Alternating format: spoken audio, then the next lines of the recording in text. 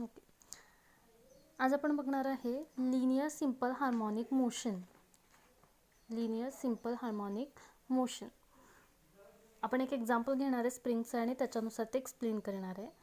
याच्या आधीच्या लेक्चरला आपण डेफिनेशन्स बघितल्या होत्या. तर लिनियर सिंपल हार्मोनिक मोशन किंवा याला जे आपण ऑसिलेशन म्हणतोय, ऑसिलेशन म्हणजे आपण बघितलेलं आहे to and fro motion of a body. तर हे ऑसिलेशन जे आहे याला सिंपल हार्मोनिक मोशन असं का म्हणतात, तर त्याचं एक रिझन आहे बघा. ऑसिलेटरी मोशन हे पिरियॉडिक मोशन आहे हे आपल्याला माहितीच आहे, बरोबर. कारण ऑसिलेटरी मोशन हे रिपीट करते त्याला स्वतःला इक्वल इंटरवल ऑफ टाईममध्ये. आता आपण याचे डिस्प्लेसमेंट, व्हेलॉसिटी आणि ॲक्सिलरेशनचे इक्वेशन्स बघणार आहे किंवा या ऑसिलेशनचं जेव्हा आपण हा चॅप्टर पुढे डिस्कस करत जाणार आहे तेव्हा आपण डिस्प्लेसमेंट, व्हेलॉसिटी आणि ॲक्सिलरेशन यांचे इक्वेशन्स बघणार आहेत. तर हे जे फंक्शन्स असतील, हे डिस्प्लेसमेंट, व्हेलॉसिटी आणि ॲक्सिलरेशनचे जे फंक्शन्स असतील ते साइन किंवा कोसाइन फंक्शन्स असतील. साइन किंवा कोसाइन फंक्शन्स असतील. त्याच्या इक्वेशनमध्ये एक तर साइन येईल किंवा कोसाइन येईल. ओके. आणि हे जे साइन आणि कोसाइन फंक्शन्स असतात त्यालाच हार्मोनिक फंक्शन असं म्हणतात. हे साइन कोसाइन फंक्शन्स जे असतात त्यालाच म्हणायचं हार्मोनिक फंक्शन्स. म्हणून हे जे फंक्शन्स आहेत, हे हार्मोनिक फंक्शन जे आहेत ते ओबे कोण करते, तर ऑसिलेटरी मोशन करते. म्हणून त्या ऑसिलेटरी मोशनला म्हणायचं सिंपल हार्मोनिक मोशन. ऑसिलेटरी मोशनला सिंपल हार्मोनिक मोशन असं का म्हणायचं, कारण ऑसिलेटरी मोशनमधले जे डिस्प्लेसमेंट, व्हेलॉसिटी, ॲक्सिलरेशनचे इक्वेशन्स आहेत त्याच्यामध्ये साइन कोसाइन फंक्शन्स असतात. या साइन कोसाइन फंक्शन्सलाच आपण हार्मोनिक फंक्शन असंच देखील म्हणतो. आणि हे हार्मोनिक फंक्शन हे ऑसिलेटरी मोशन जे आहे ते ओबे करते, त्यामुळे त्याला म्हणायचं simple harmonic motion. Okay, simple. तर आपण एक आता एक्झाम्पल घेणार आहे. तर ते एक्झाम्पल काय आहे बघा. एका रिजिड सपोर्टला, इथे एक रिजिड सपोर्ट आहे, त्याला एक स्प्रिंग अटॅच केलेली आहे.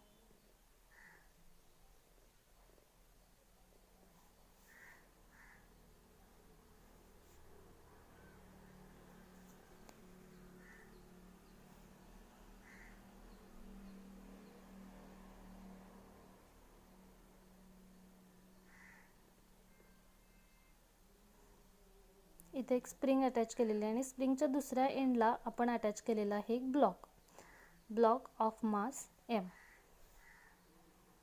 ओके, हा ही आहे स्प्रिंग. या स्प्रिंगच्या दुसऱ्या एंडला आपण अटॅच केलेला आहे ब्लॉक ऑफ मास m. हा ब्लॉक आता त्याच्या मीन पोझिशनला आहे. ही जी पोझिशन आहे त्याची मीन पोझिशन आहे. ओके, मीन पोझिशनपासून या ब्लॉकचं जेव्हा आपण डिस्टन्स काढणार आहे तेव्हा त्याला किंवा डिस्प्लेसमेंट काढणार आहे ती आपण कन्सिडर करूया x. मीन पोझिशनला आपण कन्सिडर करूया डिस्प्लेसमेंट आहे 0. ओके, या मीन पोझिशनलाच आहे ब्लॉक, त्यामुळे याचे डिस्प्लेसमेंट अबाउट मीन पोझिशन काय आहे, 0च आहे, तिथेच आहे तो. आता आपण हाच ब्लॉक जो आहे तो डिस्प्लेस केलेला आहे. हाच ब्लॉक डिस्प्लेस केलेला आहे राईट साईडला. याच्यावर एक एक्सटर्नल फोर्स अप्लाय केला आणि तो जो ब्लॉक आहे तो राईट साईडला डिस्प्लेस केला. किती डिस्टन्सनं डिस्प्लेस केलेला आहे बघा. आपण कन्सिडर करूया x. इथून मीन पोझिशनपासून याचे डिस्प्लेसमेंट आहे x.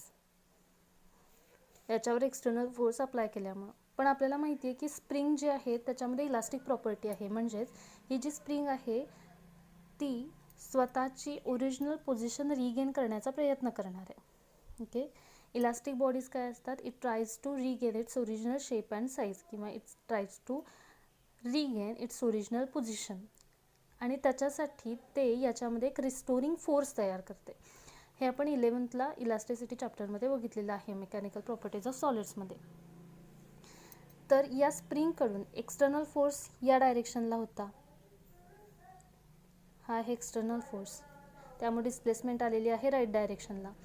पण या स्प्रिंगकडून या ब्लॉककडे एक रिस्टोरिंग फोर्स क्रिएट होणार आहे आणि तो काय असणार आहे, स्प्रिंगला त्याच्या ओरिजिनल पोझिशनला यायचं आहे, म्हणजेच मीन पोझिशनला यायचं आहे. त्याच्यासाठी त्याच्यावर एक रिस्टोरिंग फोर्स अप्लाय होणार आहे. आपण कन्सिडर करूयात FR रिस्टोरिंग फोर्स, आणि तो लेफ्ट डायरेक्शनला असणार आहे. ओके, टुवर्ड्स मीन पोझिशन. तर याच्यावरून आपल्याला काय दिसते बघा, एक्सची डायरेक्शन आहे राईट साईड. आपण डिस्प्लेसमेंट किंवा फोर्स जो आहे एक्सटर्नल फोर्स तो राईट साईडला अप्लाय केलेला आहे, त्यामुळे एक्सची डायरेक्शन आहे राईट साईड, म्हणजे डिस्प्लेसमेंट आहे राईट साईड. आणि हा जो रिस्टोरिंग फोर्स आहे तो आहे लेफ्ट साईडला. रिस्टोरिंग फोर्स जो आहे तो आहे लेफ्ट साईड. आता जेवढी जास्त डिस्प्लेसमेंट असेल, म्हणजे आपण जेवढं जास्त हे डिस्प्लेस करणार तेवढंच जास्त हा रिस्टोरिंग फोर्स असणार आहे लेफ्ट साईडला. जर आपण कमी डिस्प्लेस केलं तर रिस्टोरिंग फोर्सची मॅग्निट्यूड पण कमी असणार आहे. जर आपण जास्त डिस्प्लेस केलं तर रिस्टोरिंग फोर्सची मॅग्निट्यूड पण जास्त असणार आहे त्याला मीन पोझिशनपर्यंत येण्यासाठी. बरोबर आहे. त्यामुळे यांच्यामध्ये आहे directly proportional relationship. FR is directly proportional to X, but their directions are opposite. X आहे राईट साईडला तर FR आहे लेफ्ट साईडला, त्यामुळे इथे येणार आहे negative sign. Equal to sign आपण जेव्हा याच्यामध्ये टाकणार आहे तेव्हा इथे कॉन्स्टंट ॲड होणार आहे, आणि या केला म्हणायचं आहे फोर्स कॉन्स्टंट. या केला म्हणायचं आहे फोर्स कॉन्स्टंट. ओके, हा के आहे फोर्स कॉन्स्टंट. तसंच समजा जर आपण हा जो ब्लॉक आहे तो लेफ्ट साईडला डिस्प्लेस केला, हा जो ब्लॉक आहे तो लेफ्ट साईडला डिस्प्लेस केलेला आहे असं आपण कन्सिडर करूयात. तर डिस्प्लेसमेंट येणार लेफ्ट साईडला. आपण फोर्स लेफ्ट साईडला अप्लाय केलेला आहे एक्सटर्नल फोर्स, त्यामुळे डिस्प्लेसमेंट मीन पोझिशनपासून येणार आहे लेफ्ट साईडला. कन्सिडर करूयात X. तेव्हा या स्प्रिंगकडून सुद्धा याच्यावर या ब्लॉकवर फोर्स अप्लाय होणार आहे, तो असणार आहे रिस्टोरिंग फोर्स. आणि रिस्टोरिंग फोर्स कशासाठी आहे तर याची मीन पोझिशन रिगेन करण्यासाठी. आणि त्यामुळे ह्याच्यावर जो रिस्टोरिंग फोर्स असणार आहे तो काय असणार आहे राईट डायरेक्शनला. म्हणजे इथे पण आपल्याला दिसते की FR आणि हा जो X आहे या दोन्हींचे डायरेक्शन काय आहे अपोजिट, म्हणजे येणार इथे निगेटिव्ह साईन. आणि जेवढे आपण डिस्प्लेसमेंट जास्त करणार आहे तेवढा जास्त रिस्टोरिंग फोर्स याच्यावर अप्लाय होणार आहे ओरिजिनल पोझिशन रिगेन करण्यासाठी. ओके, तर हे लक्षात ठेवायचं आहे आपल्याला की जे आपण डिस्प्लेसमेंट मेजर करणार आहे it is about mean position. ती आपण मीन पोझिशनपासून घेणार आहे. डिस्प्लेसमेंट आपण या रिजिड सपोर्टपासून घेत नाही आहे तर मीन पोझिशनपासून कॅल्क्युलेट करणार आहे, इथे मीन पोझिशनपासून. ओके, तर आपल्याला हे इक्वेशन मिळालेलं आहे F is equal to minus KX. तर आपल्याला काय माहिती आहे, F म्हणजे force is equal to mass into acceleration is equal to mass into acceleration. बरोबर आहे. मग ॲक्सलरेशन इज इक्वल टू काय असणार फोर्स अपॉन मास. बरोबर. आता इथे फोर्स कोणता आहे minus KX divided by M. बरोबर. तर याच्यामध्ये K कॉन्स्टंट आहे, M mass of the block आपण चेंज करणार नाही आहे त्यामुळे ते पण कॉन्स्टंटच असणार आहे. बरोबर. मग हा K divided by M is a constant. K divided by M is a constant, then A is directly proportional to minus X. म्हणजे acceleration सुद्धा X ला डायरेक्टली प्रोपोर्शनल असणार आहे विथ निगेटिव्ह साईन, म्हणजे अपोजिटली डायरेक्टेड असणार आहे दोन्ही सुद्धा. म्हणजे X जर राईट डायरेक्शनला असेल तर ॲक्सलरेशन लेफ्ट. ओके, तर हे इथपर्यंत आपल्याला ॲक्सलरेशन आणि डिस्प्लेसमेंटमधलं सुद्धा रिलेशन समजलेलं आहे. It shows that acceleration is also proportional to the displacement and its direction is opposite to that of the displacement. आणि force सुद्धा, force is also directly proportional to displacement and it is directed opposite to that of the displacement. आणि कुठे direct करतात तर हा restoring force किंवा acceleration हे कुठे डायरेक्ट करतात टुवर्ड्स द मीन पोझिशन. हा बघा रिस्टोरिंग फोर्स टुवर्ड्स मीन पोझिशन आहे, इथे पण रिस्टोरिंग फोर्स टुवर्ड्स मीन पोझिशन आहे. ओके, तर याच्यानंतर काय आहे बघा, समजा पुन्हा आपण हेच एक्झाम्पल घेऊयात. तर हा जो ब्लॉक आहे हा मीन पोझिशन पासून आपण राईट साईडला डिस्प्लेस केलेला आहे. ओके, आणि बिकॉज ऑफ रिस्टोरिंग फोर्स हा आपण इथून रिलीज केल्यानंतर मागे येणार आहे. तर रिस्टोरिंग फोर्स कशासाठी आहे ते मीन पोझिशनला थांबण्यासाठी. बरोबर आहे, म्हणजे मीन पोझिशनला रिटर्न येण्यासाठी. पण because of that restoring force तो फक्त मीन पोझिशनला येऊन थांबत नाही. म्हणजे समजा आपण इथे डिस्प्लेस केला असेल आणि इथपर्यंत, आणि रिलीज केला तर बिकॉज ऑफ रिस्टोरिंग फोर्स तो इथेपर्यंत यायला पाहिजेत आणि इथेच थांबायला पाहिजेत, पण तो थांबत नाही, तर तो आणखीन मागे जातो आणि याचं असं टू अँड फ्रो मोशन होत राहतं. जर हा फ्रिक्शनल सरफेस असेल, म्हणजे हा ब्लॉक ज्याच्यावर आहे तिथे फ्रिक्शन नसेल किंवा एअर रेझिस्टन्स वगैरे आपण निग्लेक्ट केला, तर हा जो ब्लॉक आहे इथे आल्यानंतर मागे जाणार आहे, पुन्हा पुढे येणार आहे, पुन्हा मागे जाणार आहे, म्हणजे either side of mean position तो टू अँड फ्रो मोशन करत राहणार आहे आणि त्याचं काय होणार आहे, ऑसिलेटरी मोशन.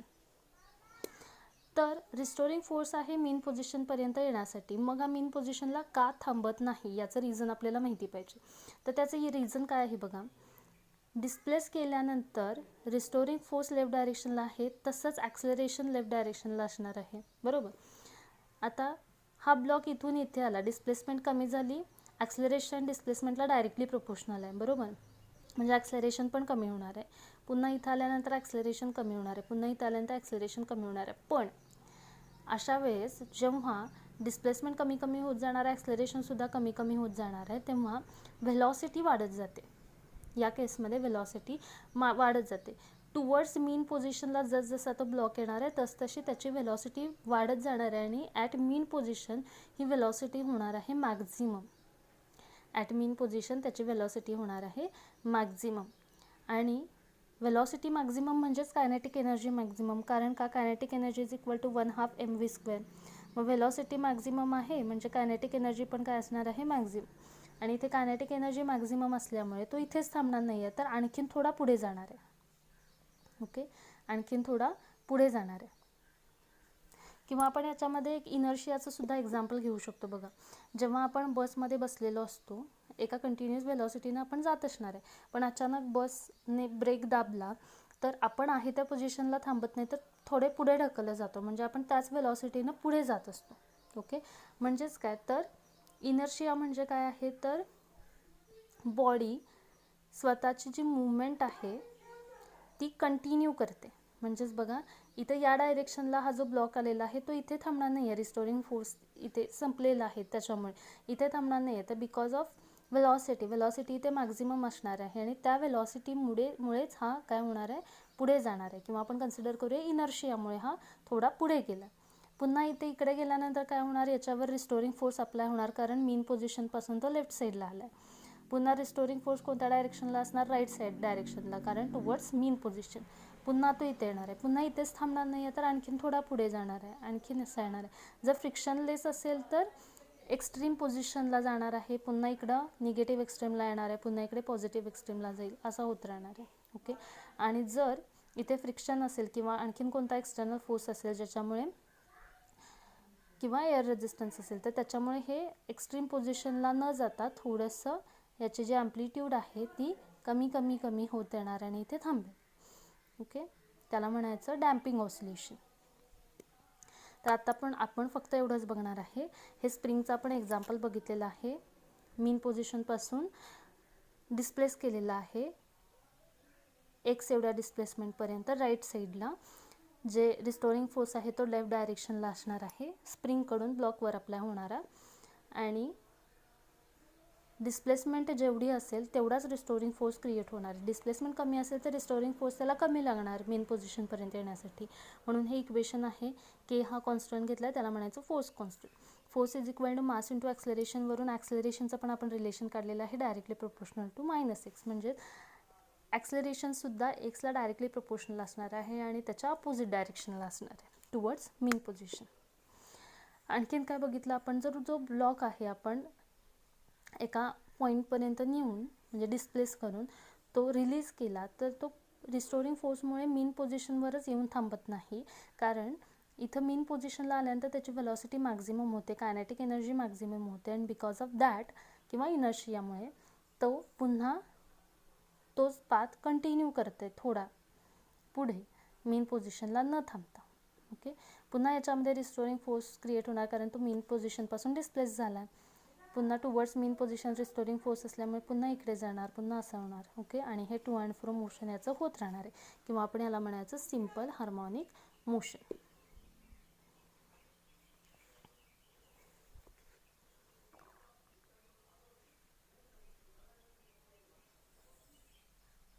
Okay,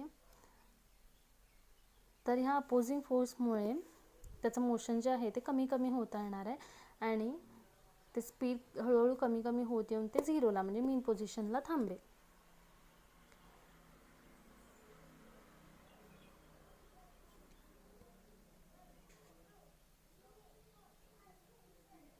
okay. तर लिनियर सिंपल हार्मोनिक मोशनची डेफिनेशन काय आहे बघा, ती आपल्याला याच्यावरून लक्षात ठेवायची. It is defined as the linear periodic motion of a body. आपल्याला माहिती आहे ऑसिलेटरी मोशन हे कसं आहे, periodic motion. Linear periodic motion of a body in which force or acceleration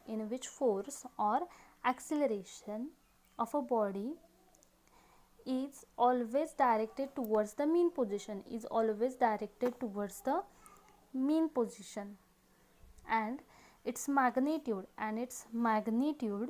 is directly proportional to the displacement from the mean position. जी displacement आहे ते आपण कुठून कन्सिडर करणार आहे, मीन पोझिशनपासून. तर डेफिनेशन कशी लक्षात ठेवणार, it is a linear periodic motion. in which force or acceleration is directed towards the mean position. It's directed always towards the mean position, and its magnitude is directly proportional to the displacement about mean position. जी आपण displacement consider करणार आहे ती मीन पोझिशनपासून consider केलेली. Okay. ही definition आहे simple harmonic किंवा linear simple harmonic मोशनची. तर ही पाठ न करता याच्यावरून आपण म्हणजे या इक्वेशन्सवरून आपण लक्षात ठेवू शकतो. फक्त एक वर्ड लक्षात ठेवायचं, लिनियर पिरियॉडिक मोशन आहे. दुसरं काय लक्षात ठेवायचं, जो एफ आर आणि ए आहे तो ऑलवेज डायरेक्टेड टुवर्ड्स मीन पोझिशन. आणि तिसरा पॉईंट काय लक्षात ठेवायचं आहे, डायरेक्टली प्रोपोर्शनल टू डिस्प्लेसमेंट. आणि ते डिस्प्लेसमेंट कुठून मेजर करतो, मीन पोझिशनपासून, अबाउट मीन पोझिशन. ओके. तर आपलं हा पार्ट कंप्लीट झालेला आहे. आपण लिनियर सिंपल हार्मोनिक मोशन हे स्प्रिंगवरून आता एक्सप्लेन केलेलं आहे. 2 इक्वेशन्स बघितलेले आहेत आणि लिनियर सिंपल हार्मोनिक मोशनचे डेफिनेशन कशी लक्षात ठेवायची ते बघितलेलं आहे. ओके.